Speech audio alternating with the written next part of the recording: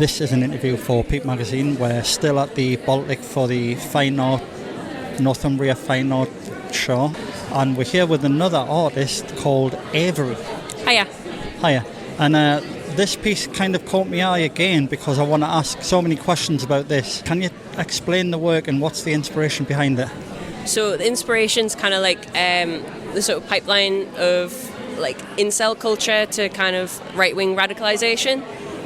So there's a lot of to do with the manosphere and how young boys and men kind of fall into the wrong spaces online, male loneliness, and how that can kind of become quite dangerous, and how they can become dangerous people, how right-wing radicalization. It's mostly about kind of American politics. There's an animation which is about kind of like the fighting between the two major political parties, how they're always fighting together about certain things, normally like social politics, stuff like that.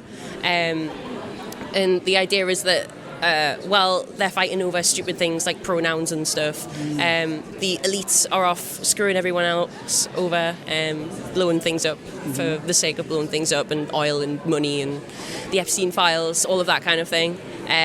So it's like there's a lot kind of going on with it, but it's supposed to be kind of like how they all kind of link together, and how it's like it can be quite dangerous. What do you think about the Epstein files? Do you think this is just going to fade away now?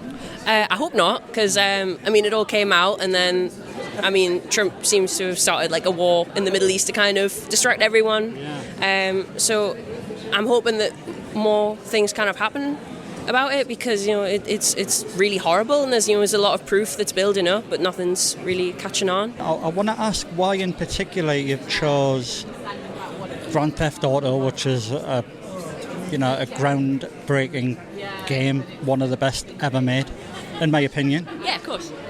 Fight Club, American Psycho, I've watched a lot, and I've actually got that movie. Joker, The Matrix. Is there a reason? Maybe American Psycho. Is there a reason why you picked that one? Yeah. I mean, it's a great film, but the idea behind them is not the fact that they're bad films or they've got bad connotations, but it's more of the crowd that kind of idolizes them. Mm-hmm. So within the manosphere, films like The Matrix and American Psycho and Fight Club, they really like put the male actors who act in them on a pedestal, because they've got this sort of idea that this masculinity, this violent masculinity, is the kind of ideal, kind of like what they want to be, basically. And the same with like the video games and some of like the anime posters. It's not necessarily that they're bad in themselves. I play some of those games, I watch some of those animes and those shows myself. But it's the crowd. There's like a lot of toxic people who play those games and who consume this content, and it's all chosen specifically because they all appeal to this certain audience. And a lot of these men who live like this is a lot of the content that they consume and that they kind of base their lives on, and the way that they want to be. You get the complete opposite end of the spectrum with media emasculation, where me and my friend kind of picked up on a lot of adverts like maybe 10, 20 years ago, and they're still starting to seep through now, is displaying men as these like weak, like idiots. I started to see that a lot, and I just thought I'd pick up on that with the idolization of these men, and then the complete opposite with advertising to kind of the media emasculation of men who are really quite dumb and on the adverts. Have you ever picked up on that? Yeah, I mean, there's definitely like a big spectrum.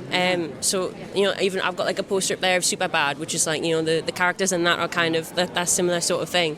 Yeah, there's definitely a lot to be said about both. There's issues with both things. So is your installation in some way connected to you on a personal level, or do you feel quite detached from this work?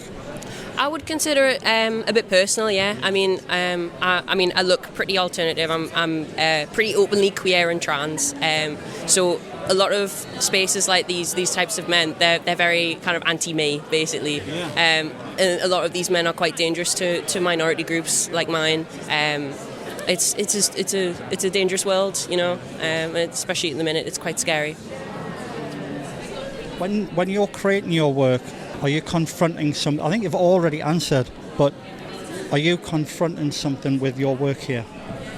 I guess confronting like these people, you know, and not necessarily these people, but the people who enable it and who encourage it.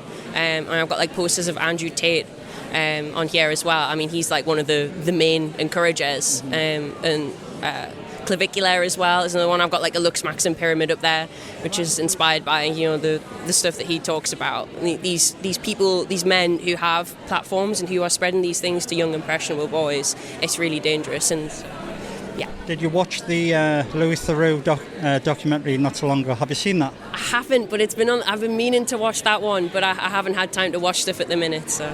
Do you find yourself answering some kind of hypothetical question when you're creating this work? Do you find yourself answering a dialogue, not so much about this work but just other work? Do you find yourself kind of talking to yourself and answering that mental note? I mean, a lot of the work that I normally do is kind of satire and like political satire, so a lot of them kind of come from topics and sort of form narratives. I mean, like with this video, the animation is kind of like a what if. I mean, it's got like the two parties that fight each other, and at the end everything kind of blows up because, I mean, there's the scene where Trump, he kind of hits a big nuke button and everything blows up.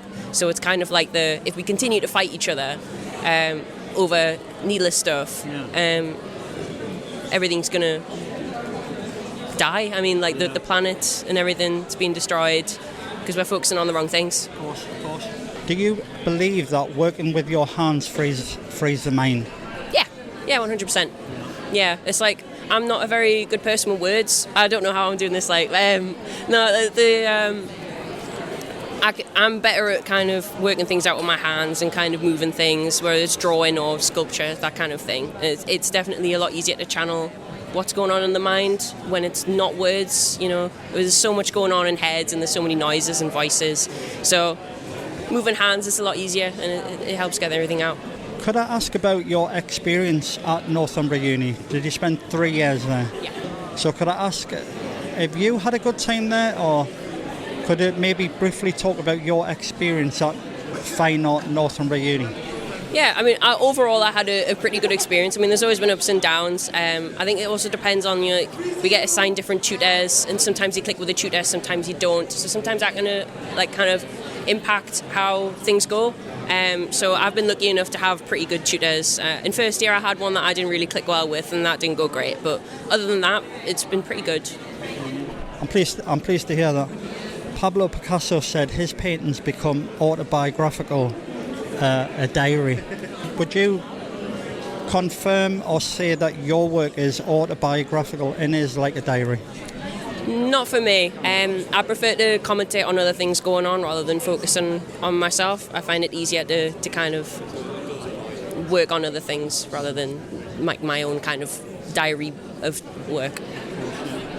So you've graduated, not to put you on the spot, but have you got plans for the future, or what's your plans, and is it still going to be in fine art?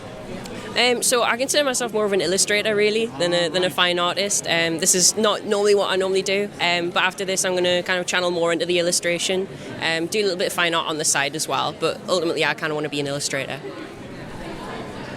Wish you all the best. Thank you. Thanks for chatting to Peep. Yeah, thanks. Thanks a lot.